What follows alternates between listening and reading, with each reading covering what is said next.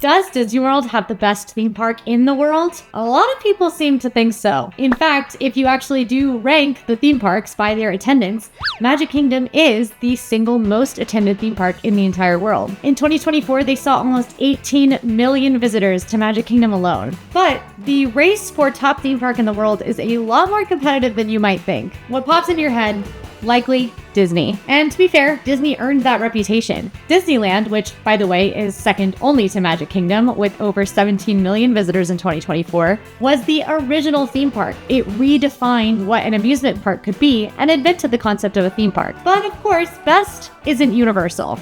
Oh, and speaking of Universal Studios Japan holds third place with 16 million visitors in 2024. And since best isn't Universal, there are a lot of theme parks, Disney and not, in the United States and beyond, that just might actually take the crown when it comes to the true best theme park in the world. So today, we're going to look at those theme parks. Some of these I bet you will never have heard of and will go straight to the top of your bucket list like they did mine. We can go together. We'll plan a trip. We'll also talk a little bit about why Disney is still the benchmark and why some of those other parks might actually do things better.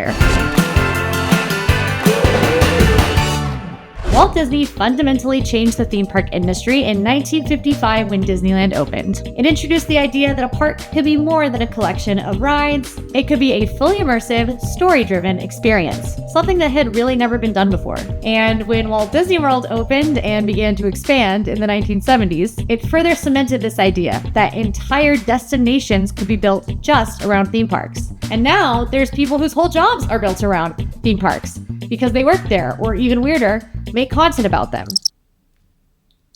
This approach toward a theme park could be totally reshaped the industry and started a whole cascade of other theme park experiences all around the world. But being the benchmark doesn't mean being the best. There are dozens of theme parks around the world pushing bigger thrills, bolder ideas, and innovative technology in ways that Disney simply hasn't. Let's start in the United States. An obvious one: Universal Orlando Resort. Universal Orlando is often seen as Disney World's rival. And with the opening of its new park, Epic Universe, in 2025, that comparison has only gotten louder. Universal, similar to Disney, Universal also has nostalgic intellectual property, immersive theming, and innovative technology. But unlike Disney, Universal prioritizes thrill and spectacle, often delivering experiences that feel more intense and daring. If you're looking for a thrill, it is very likely that you'll prefer Universal to Disney when it comes to Orlando theme parks. And in 2024, though 3 of Disney's theme parks did beat out the Universal parks for attendance, both of Universal's parks still beat out Animal Kingdom. Will that change with the Animal Kingdom updates coming soon? Maybe.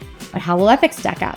I don't know. The data's not in yet. Next up, let's head a little north to Pigeon Forge, Tennessee to talk about Dollywood. Dollywood is often seen as an alternative to big corporate theme parks. It offers a unique mix of entertainment, culture, and Southern charm. If you don't know, Dollywood is Dolly Parton's theme park.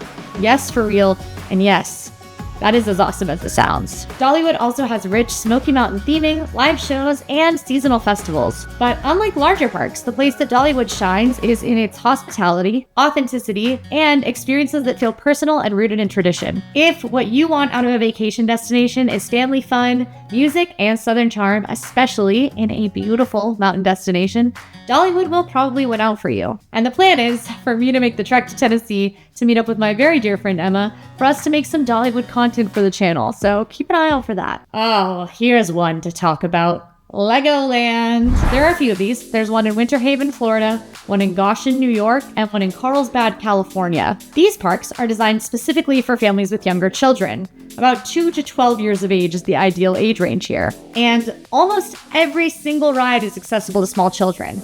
That is kind of true in Magic Kingdom, but outside of that, other parks aren't quite as accessible to the young kids. And it has big intellectual property appeal. I mean, it's Lego. What kid doesn't love Lego? What adult doesn't love Lego? Also, have you guys noticed how many different movies and brands and franchises Lego is partnered with? They're getting every contract there is. Everyone wants a Lego contract. I want a Lego contract. AllEars Lego sets. Florida actually even has a bonus destination right next to Legoland, which is the Peppa Pig theme park.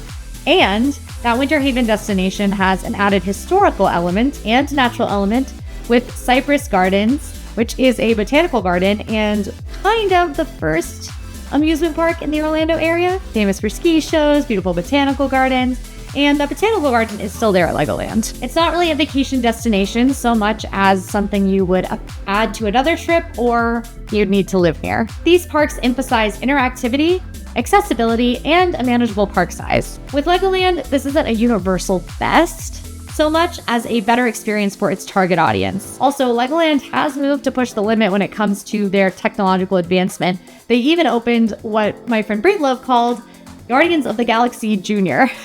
With the new Galactic Coaster at Legoland, which is an Omni coaster just like Guardians of the Galaxy that's a little bit more accessible to younger audiences. And that's open. That's open now. Now, we talked about Universal being pretty good when it comes to thrill, but it isn't the best. There are lots of true amusement parks that are going to bring much more thrill.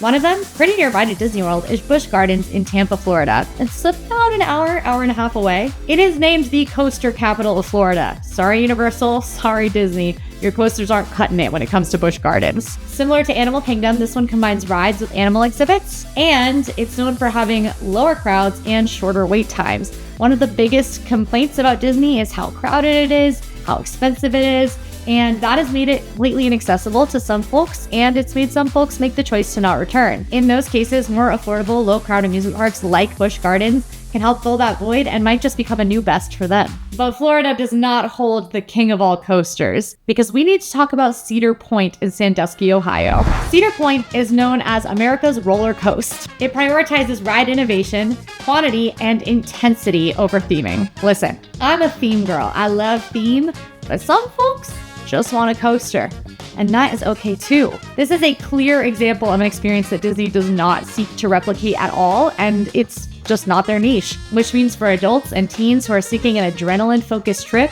Cedar Point just might be the best destination in the world. Plus, it's also got that zoo meets amusement park experience too. If we pop on over to Branson, Missouri, you could find yourself at Silver Dollar City. Silver Dollar City has a similar appeal to Dollywood with very strong theming and craftsmanship. It's built at the site of a genuine 1800s era mining town called Marble City, or later Marmaros, and the current city at the park serves as a recreation of that bygone era. So this is edutainment. Eat your heart out, Epcot. I'm sorry, I love Epcot. She's my girl. The park is actually built over a large natural cavern that you can tour and has a strong American craftsmanship theme. On top of that, it mixes a classic educational atmosphere with intense rides. It has a very strong guest experience, and a common complaint with Disney is that it's all IP now. Silver Dollar City has maintained its status as one of the greats without a single bit of IP. And while we're talking amusement parks, let's talk about Six Flags Magic Mountain. Six Flags Magic Mountain is in Santa Clarita, California, and has one of the largest roller coaster collections in the world. In fact, it is the world record holder for the most roller coasters in a single park.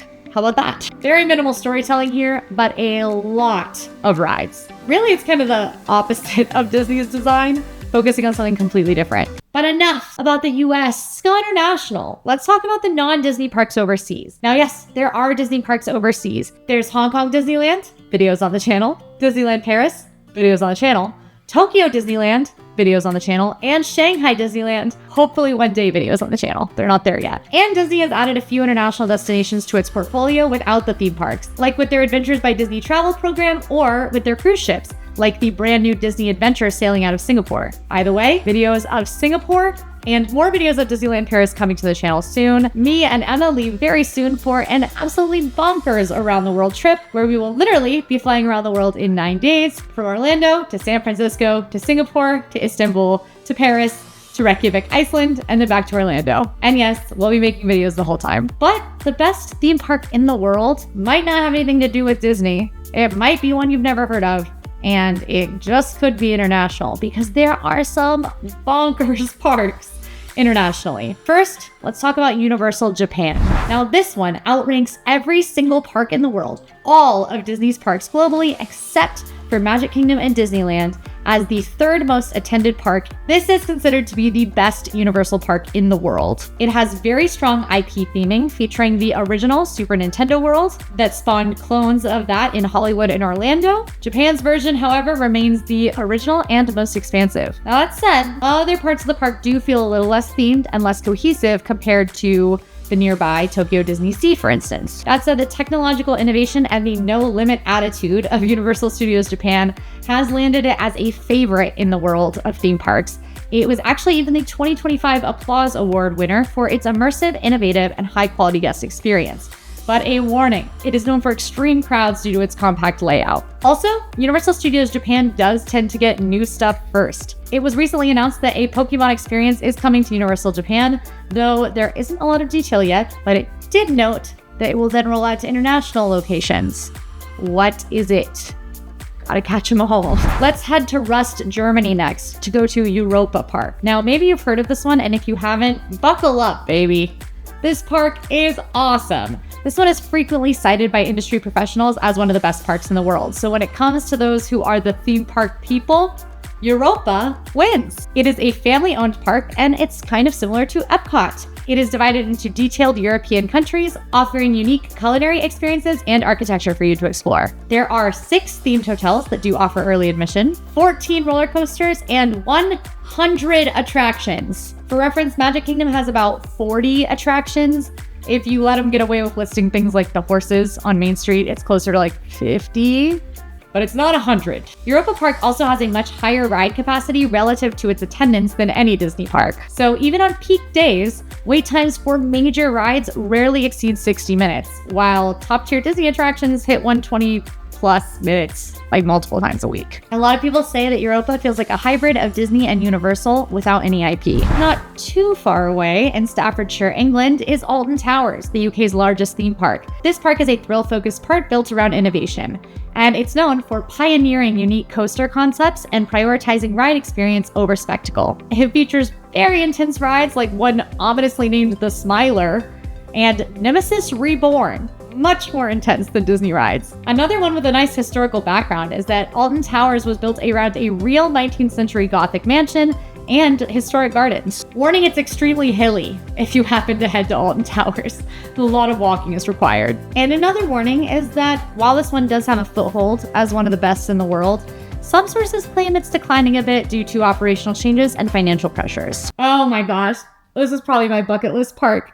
Efteling in Katsuvel, Netherlands. Sorry for butchering that, I'm sure. Efteling offers a very unique, less commercialized, fairy tale focused experience. Eat your heart out, Fantasyland. There's an emphasis here on strong storytelling, great dark rides, and beautiful nature integrated scenery. It is often considered to be a better value for money by far than Disney parks, and it's often compared to classic Disney, some of the more nostalgic feelings that people have around Disney World and Disneyland, in the tone and philosophy that the park perpetuates. They say it's the same quality, and it's even open year-round. Now, where we've talked a lot about parks that are best when it comes to thrill, Efteling focuses on mood and immersion rather than thrill. As these pretty high visitor numbers had 5.6 million visits in 2024, which stacks it up as the 19th most visited theme park globally, which I think is notable because it's in the Netherlands, and people are making a destination out of this, where many of the parks that beat it are either in a theme park-focused destination like Orlando, or in a destination that has its own very high tourism draw. I want to go to Efteling so bad. My friend recently went to Efteling, and I truly will lose my mind if I ever get to go there. Not too far away, we'll pop over to Denmark, to Copenhagen, for Tivoli Gardens. This is one of the oldest operating theme parks in the world. We say Disney set the benchmark, and they did, but Tivoli Gardens opened in 1843. That is more than a century before Disneyland. It is in the middle of the city, right across from Copenhagen's central train station. Folks consider this a pretty nice escape from the hustle and bustle of the city, and it was actually one of Walt's inspirations for Disneyland, and you can still go visit it today. Walt is reported to have spent time wandering the park, taking notes in preparation for design and the construction of Disneyland. It has a serene atmosphere and a lot of gardens, and it proves that a park can be world-class without extreme rides. Ha! Ferrari World! Yas Island, Abu Dhabi. This is interesting because Abu Dhabi is set to be the location of a Disney theme park. Too much controversy. Should be interesting. Ferrari World is home to the fastest roller coaster on Earth. So maybe the whole park is not a best, but if fast means best to you, then this could be it. If you're looking for the most intense experience possible, this may be the best for you. It represents a level of intensity that Disney's just probably going to avoid entirely to keep it that family-friendly vibe. Oh, we're going back to Germany, to rural Germany, to Phantasialand. This is a ride-heavy park known for experimentation. It is incredibly compact and every square inch is themed. So themed. leading to a much more intense layered atmosphere where coasters weave through buildings and rockwork. They frequently push new ride systems and ideas. For example, they are partners with Vekoma and Intamin engineers to create first prototypes. Vekoma and Intamin are some of the most famous roller coaster engineering firms that there are. They made some of your favorites. FLY, the world's first launched flying coaster, features a unique seating system that rotates riders from sitting to a flying position during the launch. That sounds crazy. Another big one, Winja's Fear and Force, are spinning coasters that include trick tracks, where the entire track section tilts, falls, or bounces, these being complex mechanical risks that Universal and Disney have only recently started to broach, where they go in favor of more standard dark ride tech usually. Unlike many parks, Phantasialand is famous for its high-quality, non-standard park food. They have themed restaurants like Urwerk in Rookburg and Rootmoor's Tavern in Klugheim that receive high praise. All right, I've got a little special mention here. This park is not open yet, and may or may not ever be, but I have to talk about Dracula World. I'm a big Dracula fan. It's my favorite book. I love Dracula. And Dracula World was recently announced as a $1.1 billion theme park that is currently being built in Bucharest, Romania. It is set to have 40 plus attractions across 6 lands, be hyper-themed, come with shopping, dining, and entertainment districts and hotels, and all of that is set to sit on a 192-acre immersive destination, with construction set for 2026 and opening as early as 2027.